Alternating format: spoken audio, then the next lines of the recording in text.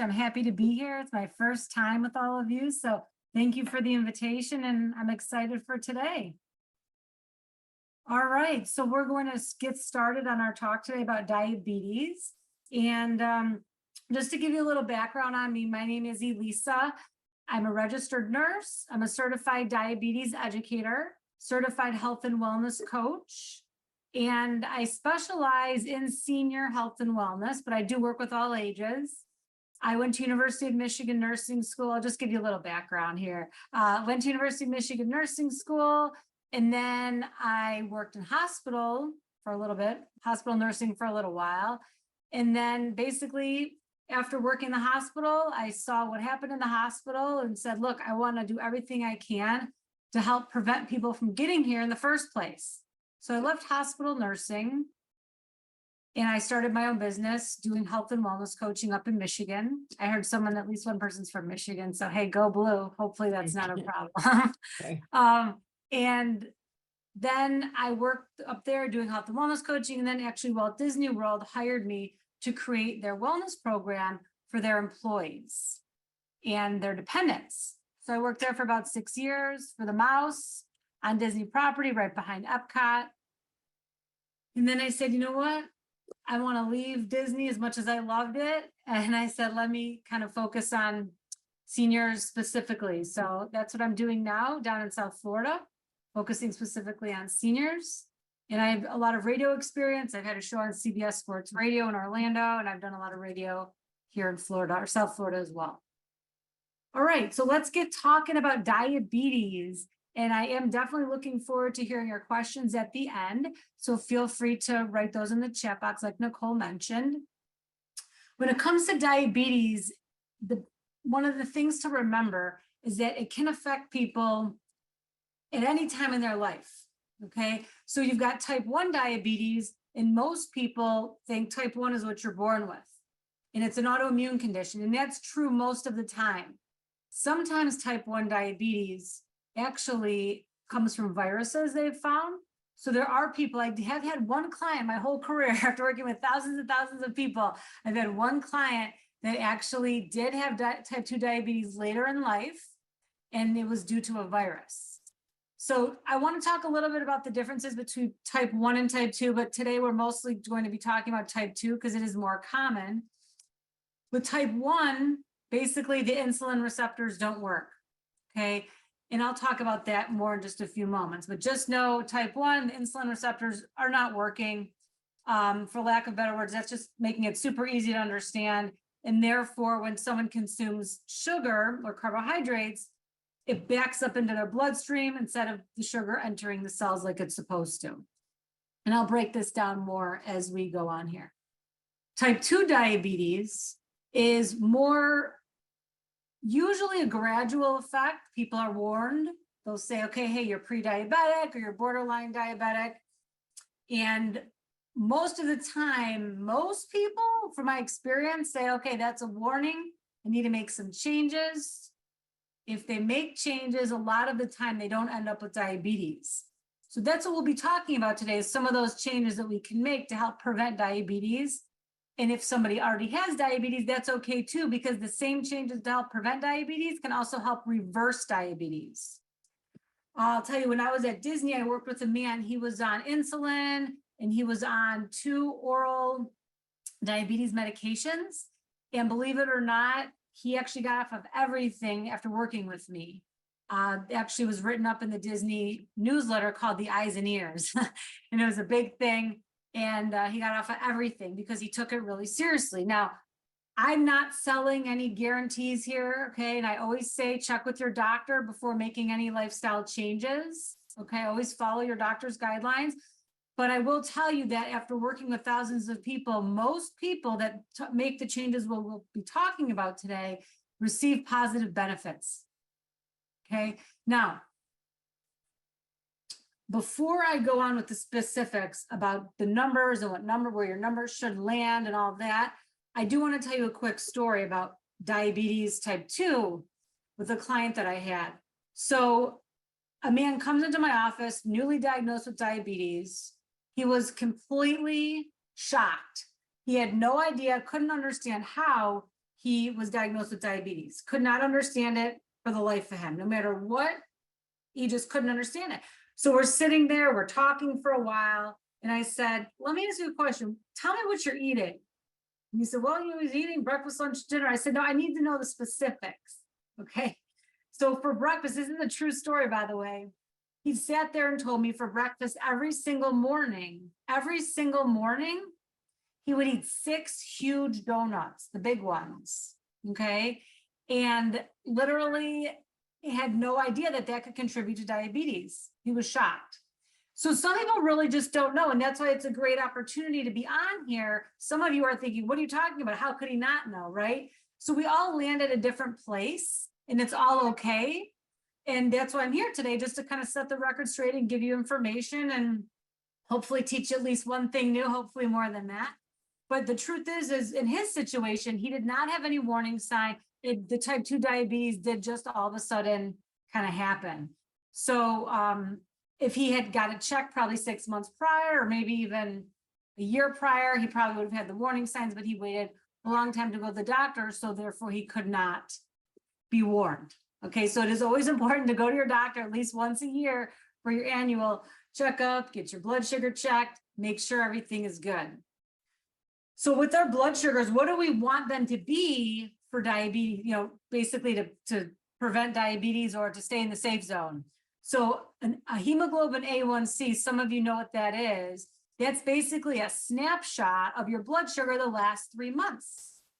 Now, some people will go to the doctor, they get their blood sugar checked and they say, gosh, I just had cake last night. So because I just had cake last night, this number can't be right.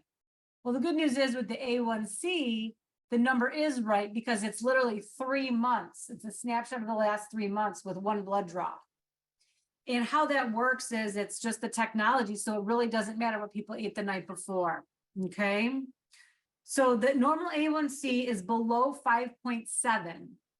And this is one of the main ways that diabetes is diagnosed. Okay. And I'm just going to go through this quickly. I'm not going to go through this part too much. I'm going to focus more on the changes we can make, but I do just want to at least advise you on this.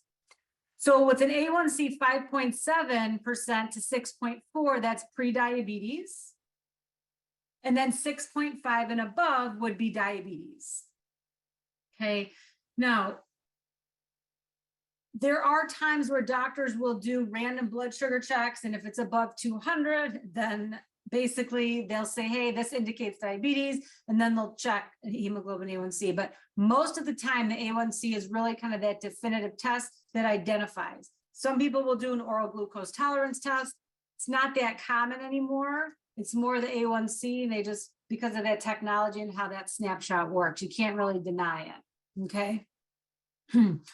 So some signs of type 2 diabetes, which is what we're going to be talking about today. A couple signs to note. Again, sometimes you don't have any signs at all and you're just told by the doctor. It's like, what's going on? But sometimes people will recognize frequency with urination. They'll be thirsty more often, blurred vision, okay? They may be more tired. And then headaches and irritability. Now, one of the biggest things that I really want to stress is that it's important to talk for a few minutes about how blood sugars really become elevated. A lot of people don't know this, and I want to create a visual for you, and hopefully this will help explain it.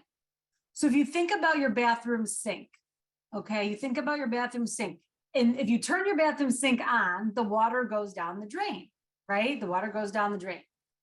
So think about that as if someone without diabetes eats an apple, the sugar goes down the drain or in the cells. Okay, so the drain is the symbol of the insulin, is like the little tab, okay, letting the water or the sugar in the cells or down the pipes. Okay, so what would happen if I close the drain? If I kind of close it, lifted it up, and the drain is now closed, and I turn the water on, what's going to happen? Well, the water is going to keep going and going, filling up the sink, and eventually what? Pouring over all over the floor. It's back up. Water's pouring everywhere. Similar with the body. If I eat an apple and if someone eats an apple, they're diabetic. and the drain is closed or the insulin receptors are not working, the sugar cannot go down the pipes. The sugar cannot go in the cells, rather. Okay, the pipes being the metaphor for the sink. That sugar is going to back up into the sink or into the bloodstream and give you high blood sugar.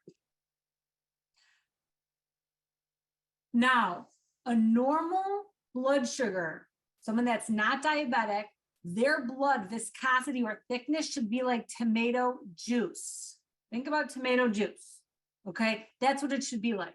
Somebody who's got newly diagnosed diabetes, they've got diabetes, and it's not the worst case of diabetes, but it's not great, okay? They're not borderline, they're definitely diabetic. Their blood is more like tomato sauce. So think about that, tomato juice versus tomato sauce. Now, people who's very out of control, okay, like their sugars are very out of control, very high. Some of these people immediately, they'll put them on insulin. Their blood is like tomato paste. Think about this, tomato juice versus tomato paste. So the reason I'm telling you this is because this explains why people have a challenge with the tips of their fingers, with their eyes, with their kidneys, because the blood is so thick, the heart has to really pump, pump, pump, okay? It's got to push that thick blood in these teeny tiny capillaries, and sometimes it just can't. And therefore the tissue dies. And then we've got neuropathy, or sometimes people end up with black toes and black feet. They have to get amputations. So the key is to remember in your mind, you want your blood like tomato juice, not like tomato paste. Okay. Now I want you to think about that. Think about your, actually, I'm going to use this little visual. If this is your arteries, okay, blood flowing through your arteries, okay, blood's flowing through here. So I want you to think about if someone has high blood pressure, there's actually putting stress on the walls. So this is being pushed down.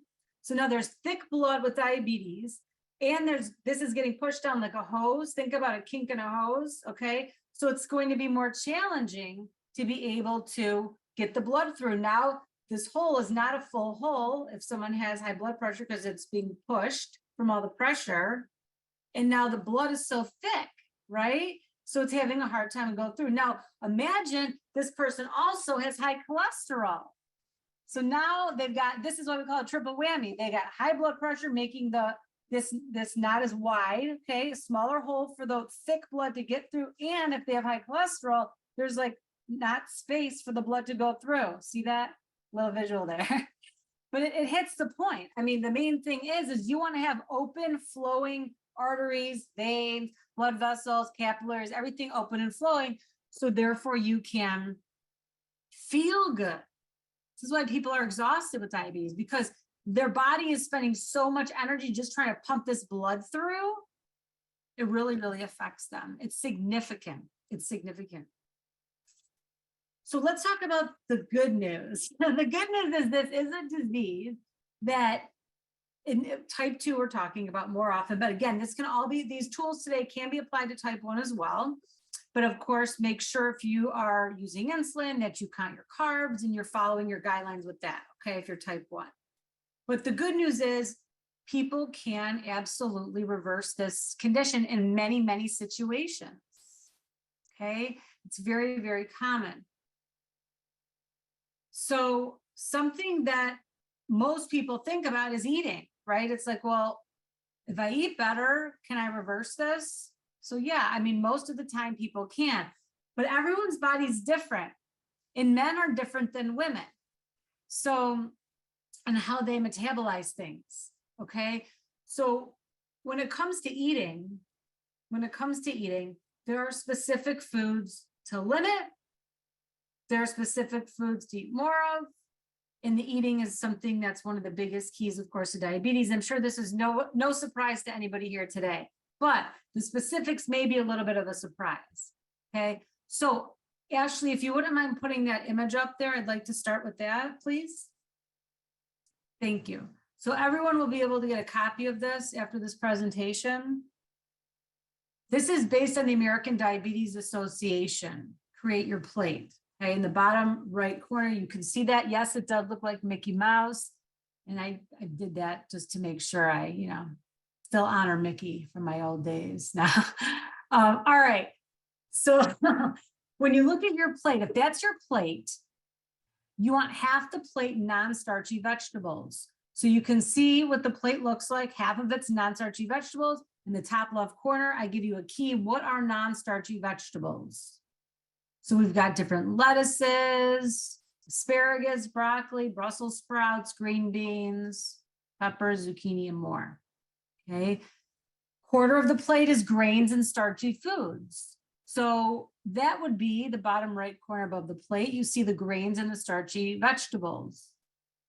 That could be multigrain, whole grain bread. So you notice there's no white bread on there. You're going to do bread, do the best you can to do a multigrain or whole grain bread. I do recommend gluten-free if you're willing to do it. If you're not willing to do it, then don't worry about it if you are sure that gluten's not a problem for you. Most people have an issue with gluten. A lot of them don't realize it and how it is wreaking havoc in their health. I love the brand Ezekiel bread. Some of you may have heard of that. So Ezekiel bread, like in the Bible, Ezekiel bread's great. And then there's another brand I like called Food for Life. Both of those, most grocery stores have in the freezer section. And I'll say that one last time, Ezekiel bread, they've got wraps, they've got English muffins, and then the brand Food for Life, they've got brown rice bread, millet bread, and they've got great brown rice tortillas. All this is in the frozen section at your local grocery store. And I'll tell you, for those of you that don't know, I want to talk a little bit about bread here. So white bread, eating a piece of white bread is pretty much the same thing as eating a spoonful of sugar. It's just pure sugar. Back in the day when Wonder Bread came out, they actually brought their bread to the Food and Drug, the FDA to get approval to sell it, and they were denied. I don't know if anyone's heard this story before, but Wonder Bread was actually denied by the FDA. The reason is because they had no nutritional value in that bread, nothing. It was pure white bread. The FDA said, look, you want to sell this bread, you have to put something nutritious in it. So they took some man-made vitamins and put those right on in the bread, and now they're able to sell it. But if you think about it, the multigrain and whole grain breads naturally come with vitamins in them from the whole grains that haven't been depleted from the white bread making process, okay? So you are better off having the multigrain or whole grain breads. Brown rice, wild rice, oats, quinoa, barley, millet, and there's a whole list on here, as you can see. Lots of different options. Sweet potatoes more often than white potato, okay?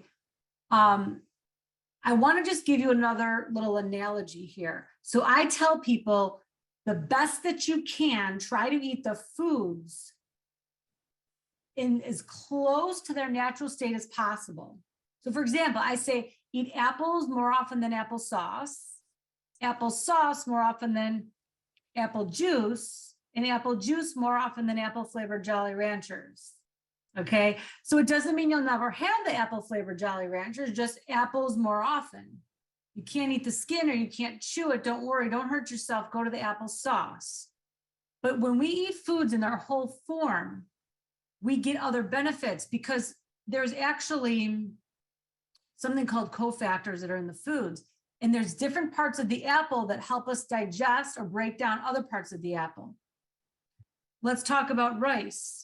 So brown rice, when it's actually brown, has the fiber on it. It has the nutrients on it. It has the vitamins, minerals on it. That is a better option than having the white bread with all that stuff removed, the good stuff removed. I'm sorry, white rice, which has had the fiber and the nutrients removed. So white rice is also like eating a spoonful of sugar. So I tell people brown rice more often than brown rice bread, but you can have brown rice bread or brown rice pasta. I don't know if anyone here has ever had brown rice pasta, but I want to give you another tip. There's a brand called Tinkyada, Tinkyada. I'll say that again, Tinkyada, Tinkyada. Now, Tinkyada, they sell it at pretty much every grocery store, Walmart, Target. They've got them everywhere, Publix, Kroger. And Tinkyada is brown rice pasta. Now, most people, when they eat Tinkyada, they do not know they're eating brown rice pasta. Whole wheat and whole grain pasta can taste like cardboard. I'm sure you all know that, right? Like, hey, I've had this, I don't like it. Yes, Nicole, thank you for writing that in the chat. That's how you spell it, Tinkyada. Okay, so this specific pasta, many, and I'm not advising tricking anybody, but I'm just letting you know, many spouses have made it for their partners and they didn't even know they weren't eating white pasta. It's really that good, and it's brown rice. You're still better off having the brown rice, but as a treat or just to have pasta, this is for sure a much better option. So I like that brand. They do make lentil pastas, chickpea pastas these days. Those are a little bit more of a mealy texture to them. The Tinkyada is really tastes as close to white pasta as I've ever been able to find at this point. Okay.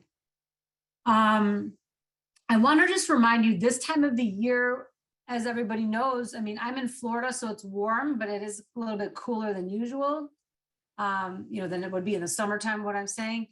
And it's still winter here. So it is very, very important to be eating with the seasons, everybody. The body knows the seasons, and the body research shows, and this goes back thousands and thousands of years to traditional Chinese medicine, where they've identified that our bodies respond best when we eat foods that are in season as part of our diet. So on the bottom of this healthy grains and starch list, you'll see butternut squash, acorn squash, sweet potatoes, pumpkin, parsnips. Those root vegetables this time of the year are super, super good. Okay. All right. So let's keep going here. The next part of the plate, the other quarter of that plate would be protein.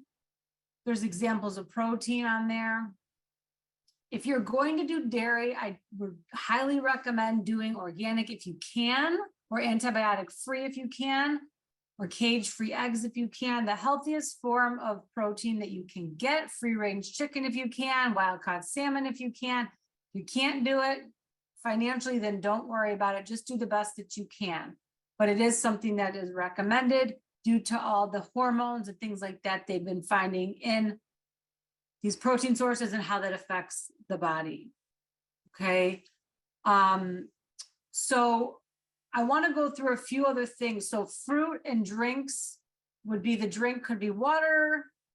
People do milk, whatever it is. Okay. But fruit as well. So this would be for each meal. Okay. This plate should be each meal. So that means at the most 3 fruits a day. Most people, I don't recommend 3 fruits. I'd say 2. Okay. But you can, according to American Diabetes Association, do up to 3 fruits a day. Again, you can go on their website for even more information on this plate. This is kind of what I took from it and made my own handout. If you are not following a plate method, then it would be like the sizes. Okay. So the non-starchy vegetables would be as much as you can, like a half a plate kind of in your mind. That one, there's not much limit to, but the grains and the starchy vegetables, those would be like a cup or a size of a tennis ball or a fist. So if you're saying, gosh, I'm putting this in a bowl, I'm not going to use a plate, I'm making pasta, then follow like a fist or a cup. Again, this is the general guidelines based on your height and weight and what's going on with you. That can vary, but these are the general guidelines.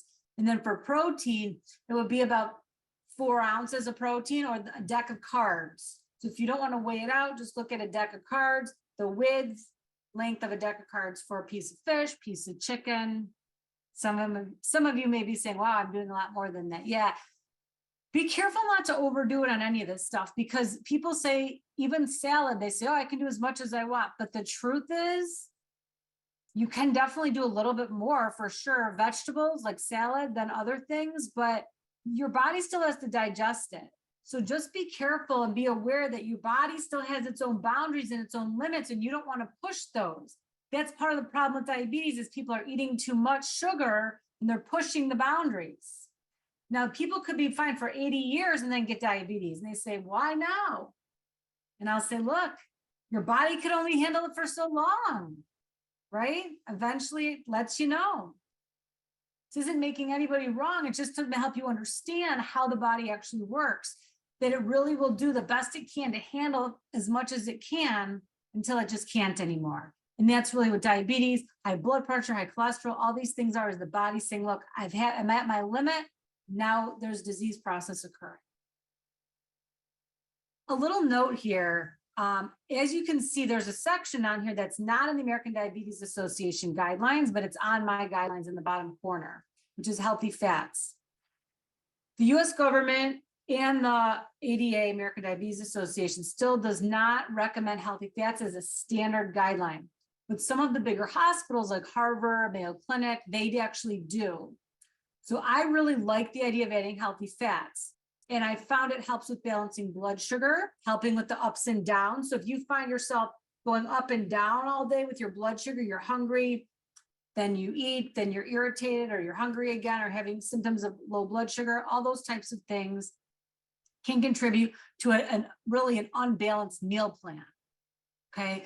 So with healthy fats, the serving size is usually about a tablespoon per meal. Or if it's avocado, you could be like a quarter of an avocado. Now, honest to goodness, I'm not worried about you doing an extra tablespoon or so of olive oil. Okay, I've never heard anybody gaining weight from that. Nuts and seeds, about 12 per meal. So it's either going to be 12 almonds with your breakfast. Maybe you do oatmeal, throw 12 almonds in. Now for lunch, you have a salad with avocado, a quarter or a third of avocado. And then for dinner, you've got vegetables with some olive oil. The caveat here is the olive oil needs to be raw, not cooked. So if you're cooking with olive oil, it turns into a toxic form that does not benefit your body the way that raw olive oil or extra virgin olive oil would. So I recommend extra virgin olive oil. Do the best you can to cook. If you are cooking without oil, if you need to cook with oil, that's okay. Try to limit it and then put in some fresh oil afterwards. A little bit, even just a teeny bit, because you really want those benefits of these healthy fats. Healthy fats are absolutely one of the healthiest foods on the planet. And what's really, really, really important, I tell all my seniors, like, if you take one thing from this presentation, let this be it, that healthy fats are essential for brain health. That's why these hospitals are adding them back now. Okay, that is why these hospitals are adding them back to the plate method, because they are essential for brain health. And it has to do with the myelin sheath and the coverings of the brain and how healthy fats build that up. Okay. And peanut butter is not a healthy fat. Sorry, please don't be mad. That's another conversation for another day, possibly, but I'll just give you a quick, I could talk about peanut butter for a whole hour. That's why I said that, but I'll give you a quick little thing about peanut butter. Just know that peanut butter, most of the time it's genetically modified. So therefore it is not in its natural form, how it comes to us really naturally. So therefore it doesn't become a healthy fat, whereas something like almond butter would be a healthy fat. Okay, almond butter would be.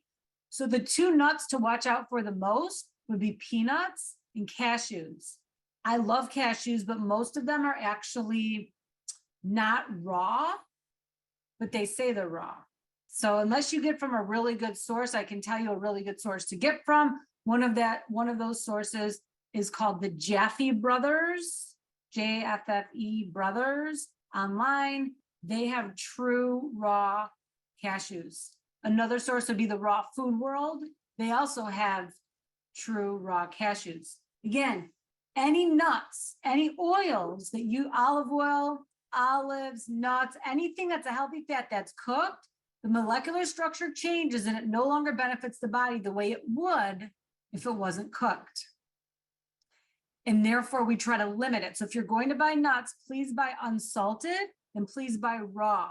If you need the salt, then I would buy ones with sea salt, buy 1 pack unsalted, 1 pack sea salt, and mix them together in a little baggie, a little bit of both. So then you're not getting tons of salt, because we do need to be careful about salt. Okay, all right. You can take that down now, Ashley. Thank you so much. All right, a couple other things I want to mention. Just be aware, nowhere on that site, or on that picture rather, did you see anything about cakes and cookies and fried foods, because those are the things that actually go against diabetes, okay? It can contribute to diabetes rather. So you want to be careful. Remember, Mother Nature's dessert is fruit.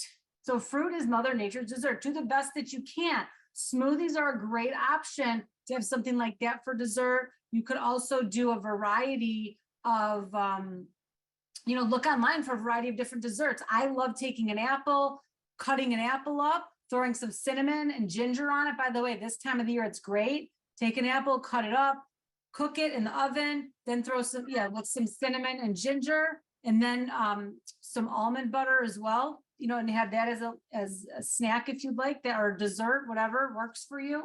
Okay, so all of those types of things, those are good options. Those are good options. Instead of the fried foods, try to get more grilled, more baked foods, okay? And just the skin on the chicken, you want to limit all of that. All that stuff needs to be limited. And then, of course, the last thing is the glycemic index. Okay, so we want to be careful. Now, some of you may know what a glycemic index is, and I'm not going to get too much into that today because I have a couple other things I want to talk about first. But if you'd like to learn more, please Google glycemic index. And that really has to do with how food impacts your sugar upon eating it. So something like beer brings your blood sugar up a lot, okay, when you drink it, whereas something like, let's say brown rice doesn't bring it up as much as beer, okay?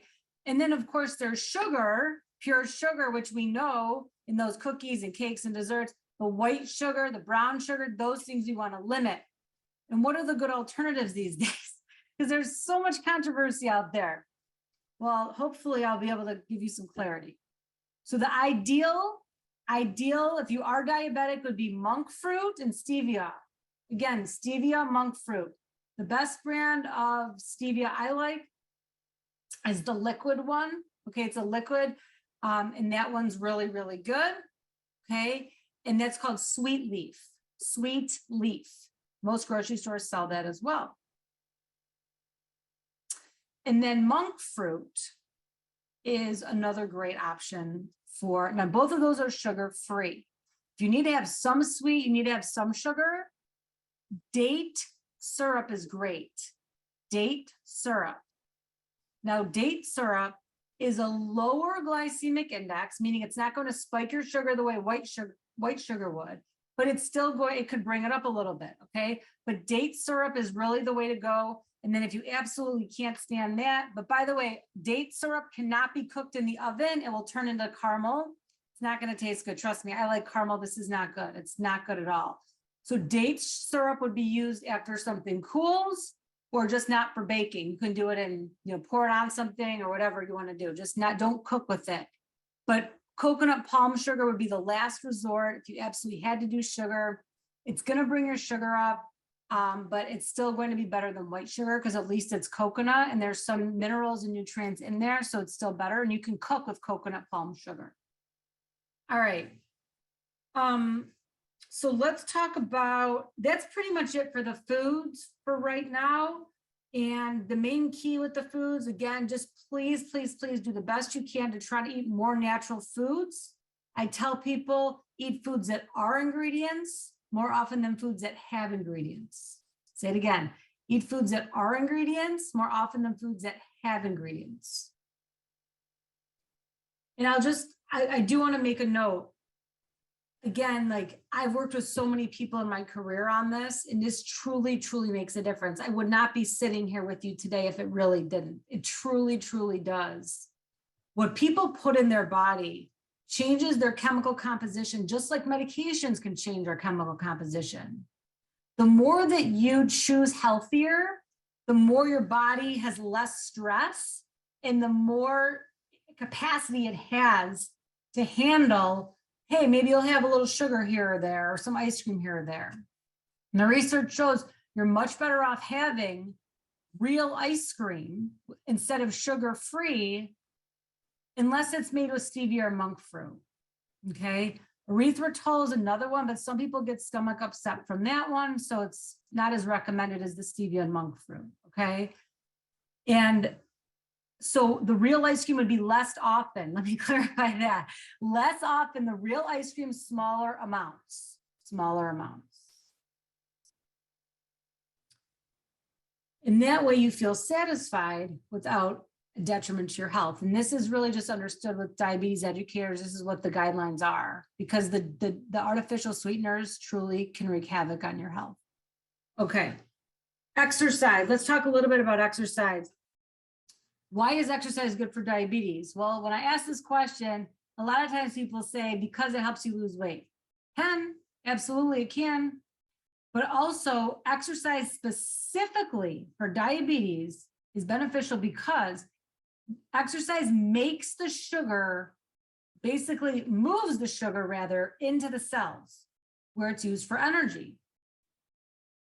And if someone is if someone's pre-diabetic or diabetic type 2, this is what the problem is, that the sugar is not going into the cells. Remember, it's backing up like the water backs up in the sink. So exercise not only helps move the sugar into the cells where it's used for energy, and therefore you don't have high blood sugar, but it also makes the body more sensitive to insulin. So walking makes your body more sensitive to insulin, which means less insulin is needed to transport the sugar into the cells. So therefore, there's two huge keys with exercise. Again, one of them is, as I'm doing this right now, I'm literally moving sugar into my cells. Okay. And it's helping make my body more sensitive to insulin. So it's helping the sugar go into the cells. Some people ask me, what's the best type of exercise? Well, I say, check with your doctor, whatever your doctor's okay with. But if you can walk, that would be great. If you can't walk, that's okay. Whatever you can do. Peddlers, some people, I don't know if anyone's heard of a peddler, where it's just the bottom part of a bike. You can sit, watch TV and be pedaling away. Peddler. I had many clients use peddlers before, and it significantly helped them lose weight, helped them with their numbers, okay? And the guidelines still are 30 minutes most days a week, 150 minutes per week. But the main thing is start small. Listen, this isn't a race. Just do what you can do. I tell people, do whatever you can do. If you can only do 2 minutes, do 2 minutes. I had a client that started at 2 minutes on her peddler. It's all she could do. Couldn't walk, a lot of health problems. After 3 months, she lost about 35 pounds and was up to an hour on the peddler twice a day. She was sitting on the phone talking with her sister every night, would pedal away while talking to her. So she didn't have to think about it. It just happened. Okay. So that was a really good thing that worked for her. And I wanted to just share that information when it comes to exercise. And if you cannot do cardio, then do strength training if you can. But the main thing is, you know your body, your doctor knows your body, just honor your limitations, but do what you can do. A couple other things that help with diabetes, it is related to, stress can make it worse. So stress absolutely is a big factor. Having some type of good stress management program, whether that's meditation, whether that's prayer, whether that's Tai Chi, whatever it is that you're able to do, some type of stress management program. With that, I recommend making sure that you get help if you need a therapist, if you need to talk with somebody, a friend, a therapist, a rabbi, a pastor, whoever, a priest, whatever it is to help you with whatever stressors are going on. Because friends, you know this and I do too. Stress can kill you, like it really can. And it can make diabetes worse. It can make your blood sugar worse. It can make everything worse. So I really want to encourage you to, number one, start journaling if you're not. Journal about not just the foods you're eating and how you're feeling, but also journal anything that comes up that you need to let out or process. When it comes to stress, listen, there's stressors we can take care of, we can manage and remove from our lives sometimes if we address them, and then there's stressors we can't. It's just what it is. So making sure you get help if you need help and support with either of those, because again, it absolutely can contribute to dysfunction of the endocrine system, which involves your adrenal glands, your thyroid, your pancreas, all these things, pancreas, which involves insulin in your blood sugars. Okay. Couple other things I want to recommend. Speaking of stress management, laughter, making sure you laugh every day. This is your official prescription from the nurse to make sure you laugh every day. So I like the Golden Girls. I've liked it since I was very young. It's my favorite show and it makes me laugh. It's like no matter what I do, the Golden Girls makes me laugh. I mean, I see the same episodes a million times and I'm still laughing. So whatever makes you laugh, whether it's reading comics, watching the show, looking at your animals or grandchildren, or reminiscing, laugh. And I encourage you to add laughter into your communication daily. So if you call a friend up, say, hey, what's the funniest thing that happened to you today or this week? Or can you tell me a story about something funny from your childhood? Because this laughter helps decrease our stress. It elevates our spirit. And it's fun. It's good for our heart. It's good for our brain. It's good for everything. So laughter is important. Fresh air is also very important. The benefits of nature and how they affect our bodies is beyond our minds. I mean, I say that respectfully. It is truly beyond the human mind, how nature can be healing for us. If you can get outside every day, even if it's for 5 minutes to breathe fresh air, look at the trees, look at some green. And if you can't, good news, looking at pictures or having pictures in your home of nature, research shows provides very similar responses in the body. Okay, not with the oxygen, with the air, of course. But for example, looking at pictures of trees will have a very similar response within your body as it would if you were looking at trees outside. Or if you can't get outside, having your windows open. Okay, I look this way because my window's right there and I see trees. But that's kind of the deal with that. So laughing, nature, stress management, having fun, and really doing what you can to take care of yourself. Look at it as a beautiful gift. You know, some people say, oh, I don't want to eat healthy. This is so frustrating. I don't want to exercise. But if you really look at it as a gift you're giving yourself, because it truly is, I know that can be a hard pill to swallow for some, but just follow me. You will thank yourself in the end, because I'll tell you what, there's so much in life we can't control. There's so much we can't, but the things that we can, I say, let's do what we can to try the best we can. And at least we can say we tried and look at ourselves in the mirror at the end of the day and say, you know what? I did everything I could. Maybe I still ended up with diabetes, but at least I tried.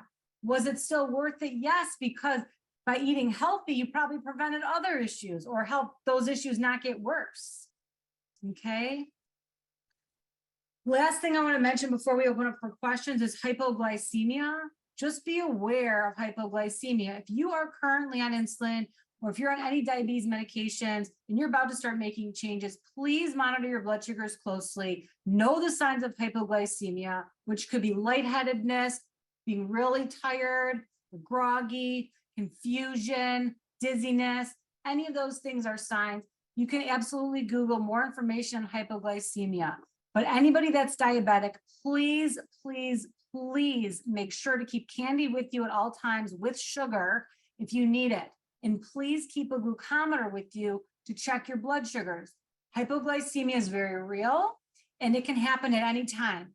Sometimes people's bodies they shift and now they just, all of a sudden, now they're on too much insulin and they were okay, or too much metformin, whatever it is. And now all of a sudden, now they're low blood sugar. So monitor your blood sugars. Some doctors say, don't worry about it. I say, look, would you ever drive a car without a speedometer? No, you need to know what the speed is. So please check your blood sugars. Of course, first of all, with whatever your doctor guides. And then if he or she isn't guiding every day, I would recommend at least a few days a week, just so you know at different times of the day and well, you know where you're at. And it's important to ask your doctor what the goals are for your blood sugars, because some doctors have different goals for folks. Some people, I mean, it just depends on what they've gone through and kind of where they've been. But to summarize the general guidelines, anything under 100 of a fasting blood sugar would be normal or non-diabetic, or if they're diabetic, it's under control. And then anything above 126, fasting shows diabetes. So most doctors will say, hey, try to get under 125. Some will say get under 100 for the morning. And then 2 hours after a meal, it's 100, you want it 180 or less. Okay. So just pay attention to those sugars, especially if you're going to make changes or you start exercise. And please, please, please make sure that you eat an hour before you exercise. Check your blood sugar, make sure you're good to go, and make sure you eat after you exercise. Okay, you can have a little snack like an hour before, check your sugars, make sure you're good. And then within an hour of finishing, you should eat an actual meal like the plate we showed you. Okay, something like that. So you can time it, that would be great. And if it doesn't work with the timing and you end up doing the meal before, that's okay, as long as your food's digested and you can exercise. Just please make sure that if you're going to do a snack after, then just take that plate method and make it smaller into a plate, but still get the balance, okay, of the proteins, the fats, the carbs.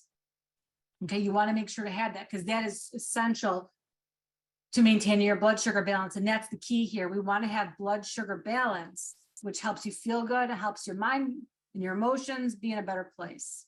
Okay. All right. So let's open up for questions.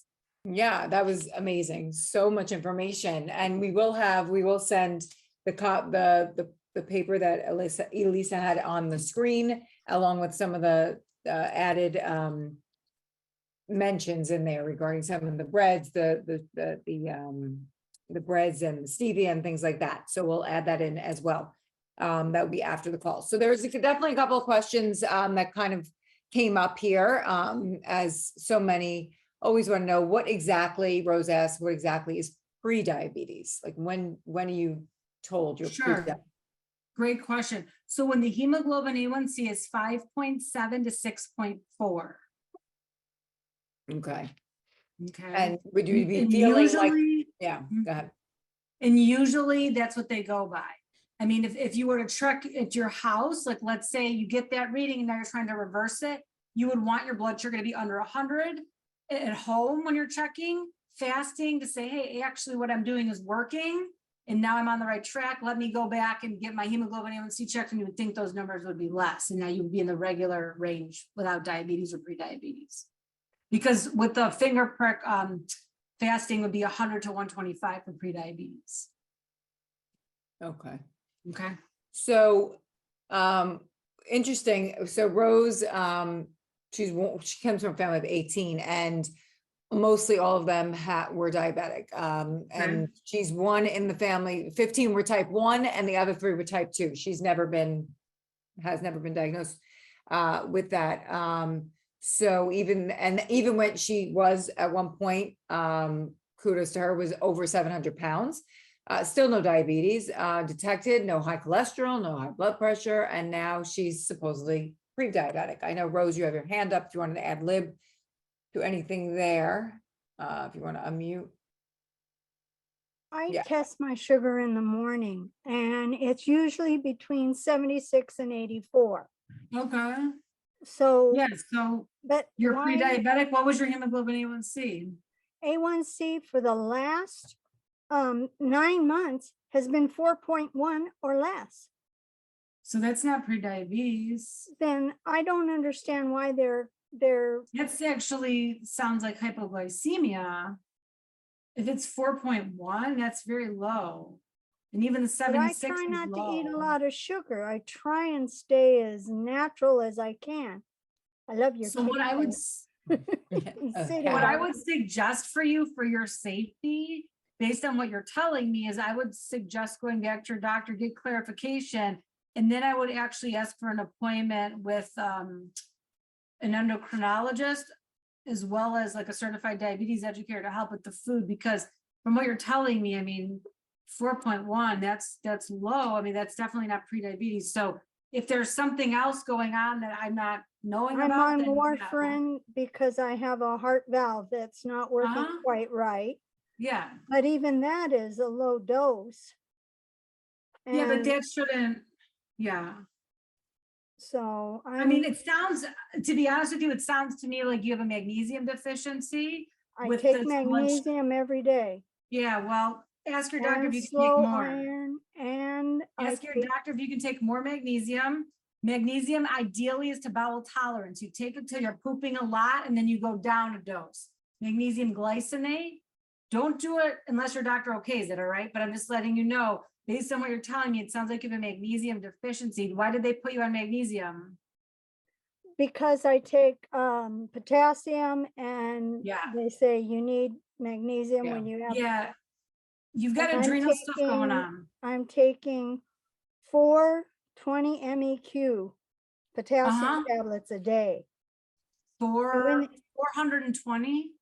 420 MEQ Okay. a day, Okay. 2 in the morning, 2 at night. And then one Well- magnesium tablet at night and one magnesium tablet in the morning. And what's the mag, and then we'll go on to the next question. Last question. What's the mag dose? 400. Oh, that's a nice amount. Yeah. Yeah, I mean, it sounds like you've got some adrenal dysfunction going on. I would get my suggestion is get your adrenal function checked as well. You might not need more mag, but you might actually need more mag. So I would ask your doctor if you can go up. Some people take up to 2,000 or more a day. It just depends what their bowels can tolerate, which actually relates to how their body can tolerate it. So, yep. And then you Okay. can always reach out to me if you have other questions. Okay. Yeah. All We'll right. add, Thank we're you. gonna add thank you. Elisa's information in Yeah. that follow-up as well. Thank Okay, you. thanks, Rose. Okay, so aside, Anna had asked, aside from a blood test, what are the signs of diabetes? Like, what does someone should be? looking Yeah, so that's what we were talking about before. A couple of the signs: urinating often, they're thirsty, blurred vision, tiredness, headache, irritability, all those types of things. But sometimes there's no signs. I mean, everybody's different, but really the biggest one is the frequency urination. Okay. Seems to be the most common. Okay, so Armand asked, how can a single blood test give A1C results over a 3-month blood sugar? I wish I knew. I wish I came up with that technology. You know, it's like, how can an MRI see the inside of my brain? Yeah, It's just there's something related to the technology and how they've used this test for years, and it is absolutely accurate. Yeah, you can look more into it, but pretty neat stuff. okay. So Barbara asked, what about jasmine rice, even though it's white? Yes or no? Okay, good question. So jasmine is still better than plain white rice, but it's still not as going to be as good as brown rice. They do make brown jasmine rice, by the way. A lot of people don't know that. So just a heads up there, that would be better. Anything that has the brown hull on it is just going to be healthier because of the fiber. It won't have the blood sugar jumping as much. Okay. Or Eleanor, glycemic index is high, rather. Okay, go ahead. okay, Eleanor asked, how many ounces of meat protein is a serving? Is considered. a So, serving? yep, I mentioned that as well, like 3 to 4 ounces, depending on the person. If someone's taller or heavier, exercises more, but the guidelines would be like 3 to 4 ounces, about 4 ounces 3 times a day. Okay. But not necessarily meat 3 times a day. Let me clarify, protein 3 times a day. So it might be yogurt in the morning, like some Greek yogurt, and then chicken for dinner or for lunch. And then somebody I saw had a question about beans. So beans count as a protein. I just want to add this in. Yeah. Beans count as a protein, but they're also a carb. Some people say, oh, if I'm doing, beans, I'm good. And some people are okay with it, but some people, they don't feel as well when they eat the beans compared to eating a piece of chicken or lean ground beef or something like that, or fish. So yeah, but the protein would be 3 to 4 ounces, 3 times a day is the protein guidelines for that, or a quarter of a plate. Okay. I see you, Karen, and I see Diane. I'm just going to try and buzz through these questions for a second. What about sourdough? Eileen was asking, what about sourdough bread, English muffins and everything, bagels? My husband was told that Carb Master yogurts have the least amount of sugar, only 3 grams, with great flavors and great taste. They supplement like Kroger's and My Fabulous Fries. So yeah. So it just depends what's in them. I mean, sourdough bread by nature is white, so it's going to, the glycemic index will be high. It depends it really just depends what the ingredients are. If you have a specific bread that you want to know about, and you really don't know, like if it's not a white bread, if you're looking at it, if it's not white when you're looking at it, you can send me an email with a picture of the label and I'll be happy to guide you. I don't mind doing that. But if it's a white bread, I mean, you can just tell if it's white, it's not going to have the nutritional value. It's just not going to have it because it doesn't have the fiber and the nutrients in it. Yeah. Okay. Okay. So, And some of those carb masters, some of those carb, those low carb things, some of them are okay. It depends what they're made from. Like they have some made from almond flour, but here's the thing. The problem is if someone's diabetic and now they're cutting carbs so much, that could be dangerous for hypoglycemia. So it's really about the balance. It's really about balance and making sure you're having enough carbs. It's not about cutting them out completely. That's not safe. okay. So Unless Susan the asks, doctor advised you to or something like that. Okay, sorry. that's okay. So Susan asks, is the T2 pre-diabetes program through the CDC still available at most major hospitals? You know what? That I'm not sure about. I'm not Okay. sure about that. After COVID and stuff like that, I have not looked into that. So yeah, I would probably recommend Googling it and looking online. Okay, so there were two questions regarding the peanut butter. What about fresh peanut butter, making your own peanut butter, or about peanut butter that's just Okay. peanuts, like, fresh? know. Right. So if it's at Whole Foods, if you're asking like Whole Foods, because some people ask this question about Whole Foods, that you can make your own peanut butter there. Yeah. I did have somebody call and it's non-GMO peanuts. So then that would be okay. But just understand peanuts in general, even if they're non-genetically modified, are not the healthiest. But if you have to have peanut butter, you could do the make your own or the brand. If you want to write this down too, Nicole, to add to the Yep. list, please. Teddy. Yeah. Teddy, like a teddy bear. Teddy is another brand that's non-GMO. So you could do these. I just don't recommend peanut butter as your main source of healthy fat. It's really not. Sorry, friends. You're better off having almonds, better off having walnuts, pecans, macadamia nuts. I mean, there's so many other nuts out there that have more nutritional value than peanuts. And truthfully, what it comes down to is our body needs nutrients. So Okay. Now, bananas, always a question, right? Yeah. Are bananas very bad, or can you have a banana? It's not on that fruit list, right? okay, so a lot of people also have not heard this before. Bananas in America, I don't know where everybody's from. I know we've got a couple different countries, I believe, here. But in America, the bananas here naturally do not have seeds in them. Heirloom bananas, which are the main, I don't know if anyone, by the way, is anyone here an heirloom banana? If you can raise your hand, I really want to know. If you don't mind. Anybody? You have, Rose? Okay, awesome. So heirloom bananas have seeds in them. They're like sunflower seeds in them. Those bananas, because they're heirloom, meaning how they came to us from the earth, they haven't been changed. Those are the exception. Those are going to be healthier than the other bananas. If your bananas don't have seeds that you can chew on, then it's most likely going to bring your sugar up a lot. So I tell people, if you're diabetic and you absolutely need bananas, it's okay. I would just do like a half a banana, maybe a few times a week at the most. Unless it's a small banana, then you can do that, but I wouldn't go crazy with the bananas. But a little bit here and there is okay. Okay. So Eleanor added, It's not the best. I do want to Yeah, go ahead. just say one more thing. So instead of bananas, what I recommend, berries are really the best fruits for diabetics. Apples, pears, those are the best. Watermelon, not the best. Worst fruit for diabetics, watermelon. Okay, highest glycemic index. If you Google glycemic index, you'll see the list of the different fruits and which ones are best. Bananas are going to be higher, so I wouldn't go crazy with the bananas. When your sugars are in a healthier range, then yeah, maybe a little more banana here and there. But if you're really high in blood sugar right now, I would not do very many bananas at all, or any of these foods in the high glycemic list until you get your numbers back down to a better, healthier, safer range. It's just not worth it, honestly. The damage that can happen, For sure.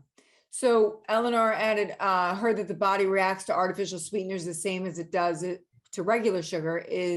It tastes sweet and doesn't differentiate. So what do you know if there's tests that prove that it doesn't affect it? Well, one of the reasons why they both respond differently, I mean, similarly, is because they're both basically man-made. They're not from the earth. So anything, like if I got a piece of lead from a pencil stuck in my finger right now, I would have a similar response that you would have. Or if I put, something else like a splinter, it would be a similar, thing. So basically what I'm trying to get at is an artificial substance, any artificial substance in the body will respond to.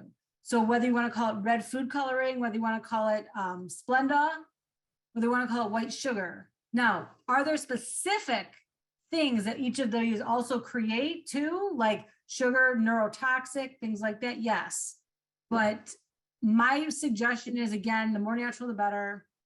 You'll just feel healthier. And please, my suggestion is to follow the guidelines with sugar that I recommended. Okay.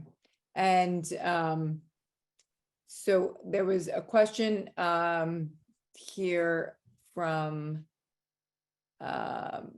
B. Are you familiar with the theory that it's fat, not carbs, that actually causes diabetes? The idea is that the fat is in the cells, prevents sugar from entering. The recommended diet is no more than 30 grams of fat per day, but you can have a lot more healthy carbs daily than are on the standard diabetic diet. Limiting protein is also recommended when you eat this way.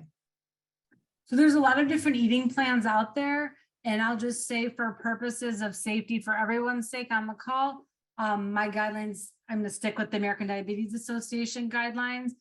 Healthy fat there's a lot of research that supports the benefits of it. But with anything, I mean, you can find research saying water is not good for you. I mean, there's pretty much research with everything. So I would just really, really recommend whoever was mentioning that if you're not doing a lot of fat, then I would recommend doing fish oil supplement with your doctor's okay, because you need the fat, the brain will need it as we age. That's one of the things going on in America here, is more and more dementia and cognitive decline. And part of that has to do with limiting fats for so long. And now, but it also depends what kind of fat. That's why I have the list of the good ones. Okay. Yep. So Diane B, I see your hand up. Go ahead.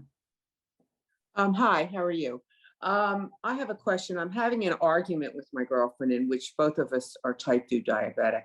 She Okay. claims that her doctor told her that the older that you are, I guess the requirements for your, for your A1C and for your fasting goes up. You understand what I'm saying? And I said, that's wrong. Oh, I see what you're saying. Yes. That is true. Because of the dangers of them becoming what's like they can get in as people age, the dangers of hypoglycemia, because of how really brittle the body can turn into as we age. They do like to keep the sugars higher a little bit instead of lower. So their range, instead of saying, hey, under 100, it might be, hey, try to get it, like around 125. And that's a safety mechanism to prevent hypoglycemia, which would help prevent falls, passing out, issues like that. So yeah. Really? Because my doctor disagrees with that. He disagrees with me. I mean, Yeah. He feels it depends that, on the doctor. Honestly, it's a doctor, it's up to their discretion, because I've worked with some doctors that follow your doctor, and I've worked with some doctors that follow the other doctor. But just so you know, it is a school of thought that is out there, and there's a lot of evidence behind it. I'm not judging it, saying one's right or one's wrong. I think that they both have their benefits, but I can tell you personally, I've worked with clients whose numbers were low, and this one lady did end up falling because she ended up with hypoglycemia, broke a wrist. Thank God she was okay, but yeah. So, but again, everyone's situation is different. If there's kidney involvement, I mean, there's different ways. So it's not always just clear cut as to how they come up with these guidelines. That's why it's important to know what your specific guidelines are when you check your blood sugars. yes, thank you. Yeah, sure. It's a great question though. Okay, thank you for that. Karen, go ahead. Hi. I don't have any diabetes, thank God, but I wanted to check in about what this was all about. I don't know the difference between type 1 and type 2. I knew one that you have to take insulin and one you don't, but I don't know which is what and what it really is about. Yeah. Were you on the call at the beginning when I went through the two different types, or did you hop on after? I may have come on after, yeah. So if you can go back and watch the recording, I go through them a little bit, the differences. Okay. But I will say type 2 diabetics, there are many type 2 that do take insulin, but it's just has to do with basically type 1, where the insulin receptors aren't working, pancreas isn't working, and then in that regard. And then in type 2, the insulin receptors are becoming less sensitive. So yeah, I kind of talked about that a little bit at the beginning. And I have a few other questions. Sure. My doctor used to check my A1C. And then he gave me blood pressure medication and cholesterol medication. So he doesn't check that anymore. He just says your sugars are good, the glucose is good. Is that okay? No, it's not. No. No. Tell him or her that you are, just say that this wellness nurse you're working with wants you to get a check. You can blame me, that's okay. All right. Seriously, it's not okay. Because the truth is that you could have a great, I mean, I can understand where he's coming from, but it's just not going to be as clear of a picture. And insurance covers the A1C, so I don't see why there would be an issue. I mean, it's definitely a test. And if you have high blood pressure and high cholesterol, 100% you should be checking that A1C. Mhm. Okay, Yeah. fine. All right, Yeah. thank you. And if he tells you no, because your glucose has been good, then that might be his rationale, but I'm more, how shall I say it? I guess protective over my clients. I'd rather, it's like, if you're drawing blood anyways, you might as well just do this test to get a very clear picture instead of just what it was today. I'd rather you get a picture of the past 3 months. So, Yeah. because you just never know. It could be an off reading for some reason or something like that of that glucose. I mean, it happens. So yeah, I would recommend the A1C check. Okay, thank you. So I know we're running out of time here and there's just a couple more questions in the chat. That's okay. Go ahead. That's fine. Okay, I'm just trying to be conscious of your time as well. So there was a question that came in from, I don't know who's behind iPhone 2. I see your hand up. If your A1C was 6.5 and got it down to 5.7 in less than 3 months, would you need metformin?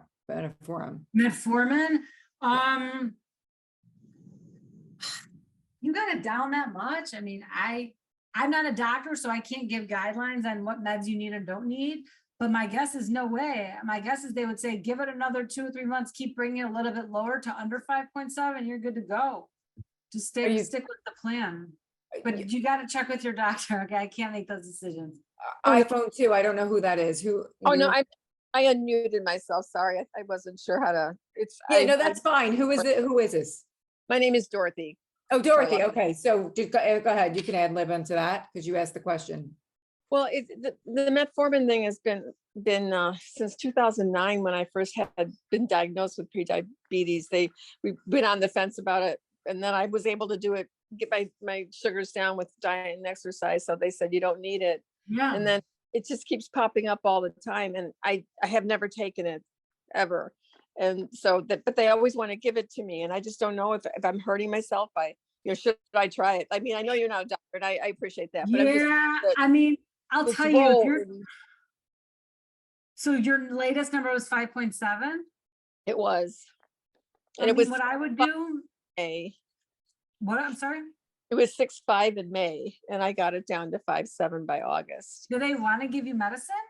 She wanted me to go on metformin, and I thought I don't know why I Yeah. would need to.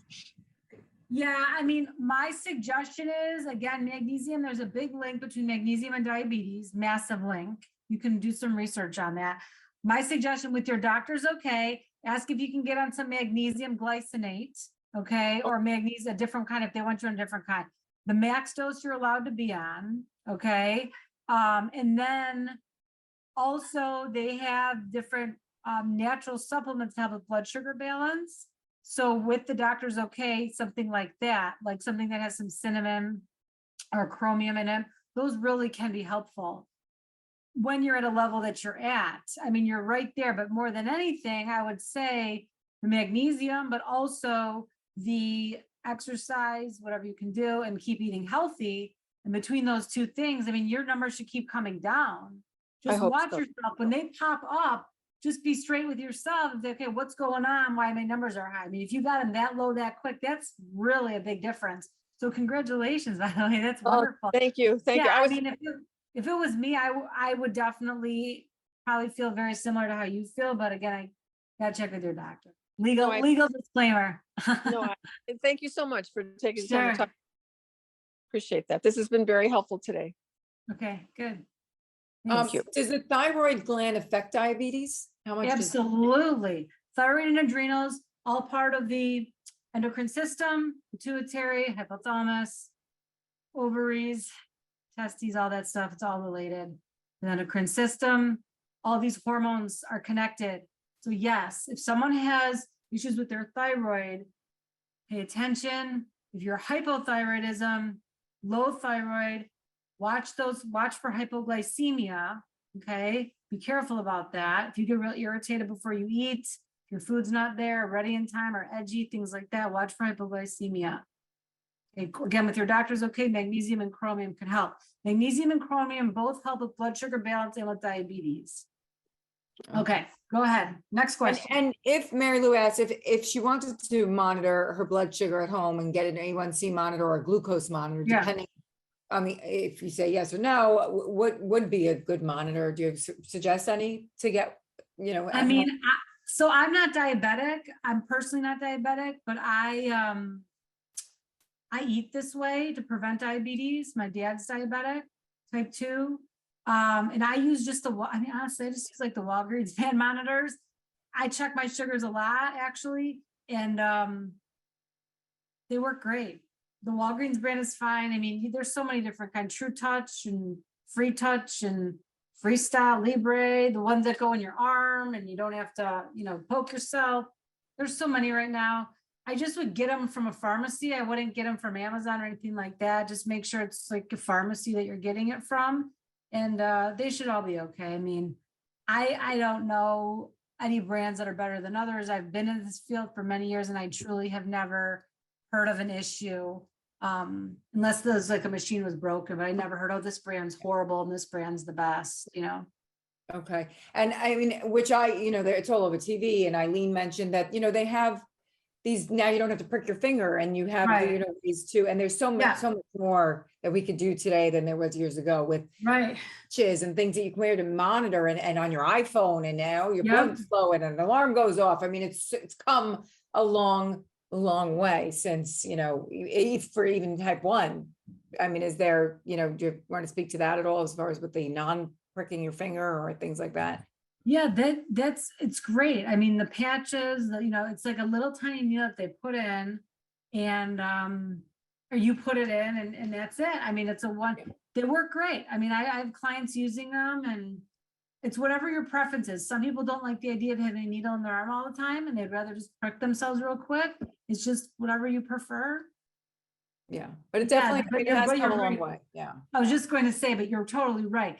It's amazing how far it's come between the technology with that, the technology with the A1C, and with all the medications and stuff as well as these natural supplements that can be helpful as well. So a lot more information now, and who even knows in the next 50 years what they'll find, For you know? sure. And is it okay to have a higher A1C if you're older? So that's what somebody else asked. And that's- if the doctor's okay with it, then it's really ultimately up to the doctor, but some doctors prefer to have a little bit higher. Not crazy high, we're not talking 10, okay? Yeah. But just a little bit higher, yeah. It is a safety mechanism, that's what some doctors prefer. Usually geriatric doctors, but not all. Okay. So last question. Go ahead, Rose. I see your hand is up. Okay, I took my diet journal to the nutritionist when I went in because they gave me the pre-diabetes thing that I was pre-diabetic. Mhm. She looked at my journal and what I was eating, what I was cooking, you know, everything. She says, well, you're eating just fine, and just sort of sloughed me off. I mean, Right. and the thing of it is I'm under Kaiser Permanente. Mhm. And they only have dietitians at certain Mhm. clinics. So would you recommend seeing a different dietitian or what? Because, you know, I felt like maybe she didn't give a rat's patootie. Yeah, I mean, I think, yeah, I mean, if you want, you can work with me, but I'm cash pay, I don't take insurance, but Nicole will send you my information after this. Also, I'm not a dietitian, though. I'm a nurse that specializes in this. If you want a dietitian, I can recommend one to you. It would be a Zoom, but you're good on Zoom, so it'd be Zoom. A woman in Nashville, she's great, and she, a friend of mine, and she's worked with like many professional sports teams, the Orlando Magic and others, and she's fabulous. She doesn't take insurance either, though. So, or just go back to your insurance and pick a different person and go back again and say, look, hey, I didn't get information that I'm looking for, so I need somebody else this time, and get a different person for a second opinion, because yeah, it sounds like it sounds like it wouldn't be harmful to get another opinion and just kind of see what they have to say, and make sure you have your latest labs for that person to look at so they know exactly what's going on inside your body. I just had all my labs run and Yes, so just give it everything. to them. They Yeah. give us, every time we go in for a visit, we get a list of all the medications we're taking, so they have those on file all the time. Okay. And, I'm just a little bit frustrated with the system. In fact, don't I'm blame thinking you. of changing. Yeah. I'm Yeah. thinking very seriously of changing from Kaiser to somewhere else, because it Okay. just seems the bigger the corporation, the less they care. Yeah. And this is the time to change. It's the end of the year, so if you want to make a Yeah. change, make And that I'm decision and 72, go and I forward. want Yeah. to live to be 100.